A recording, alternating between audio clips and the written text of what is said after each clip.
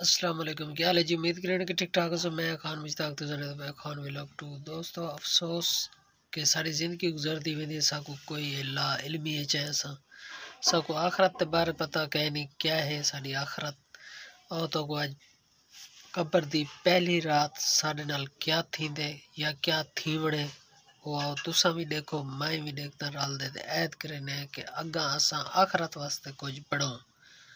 دوستو قبر کی پہلی رات ایک اہم رات ہے۔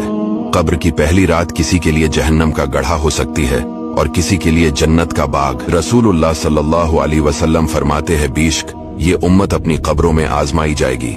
جب مومن کو قبر میں رکھا جاتا ہے تو اس کے پاس ایک فرشتہ آتا ہے اور پوچھتا ہے تو کس کی عبادت کرتا تھا؟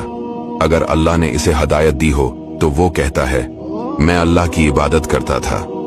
پھر پوچھا جاتا ہے تو اس شخصیت کے بارے میں کیا کہا کرتا تھا؟ وہ کہتا ہے یہ اللہ کے بندے اور رسول ہیں۔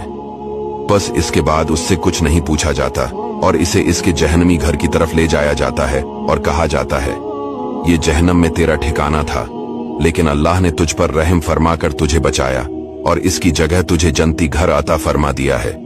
وہ کہتا ہے مجھے چھوڑ دو کہ میں اپنے گھر جاؤں تاکہ اپنے گھر والوں کو یہ خوشخبری سناؤں۔ اس سے کہا جاتا ہے تم یہیں ٹھہرے رہو۔ جب کافر کو قبر میں رکھا دیا جاتا ہے تو اس کے پاس ایک فرشتہ آ کر اسے جھڑکتا ہے اور کہتا ہے تو کس کی عبادت کرتا تھا؟ وہ کہتا ہے میں نہیں جانتا۔ اس سے کہا جاتا ہے اس شخصیت کے بارے میں کیا کہتا تھا؟ وہ بولتا ہے میں نہیں جانتا، میں تو جو لوگوں کو کہتے سنتا تھا وہی کہتا تھا۔ چنانچہ فرشتے اسے لوہے کے ہتھوڑے سے دونوں کانوں کے درمیان ایک ضرب مارتے ہیں جس سے وہ ایسی چیخ مارتا ہے جسے جن اور انسان کے سوا تمام مخلوق سنتی ہے۔ دوستو اس دنیا میں ہمارے آنے کا مقصد ہے کہ اللہ تعالیٰ کی عبادت کرے، اچھے کام کرے، نہ کہ ہم اپنی زندگی کو گناہوں میں صرف کر دے۔ ہمیں موت آنی ہے اور ہمیں قبر میں جانا ہے، مگر افسوس کی بات یہ ہے کہ ہم اس کے لیے کوئی تیاری نہیں کر رہے۔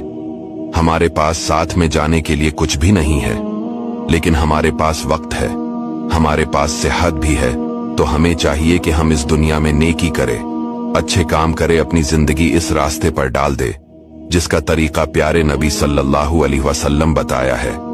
اللہ پاک ہم سب کو نیک اعمال اور سمجھنے کی توفیق عطا فرمائے۔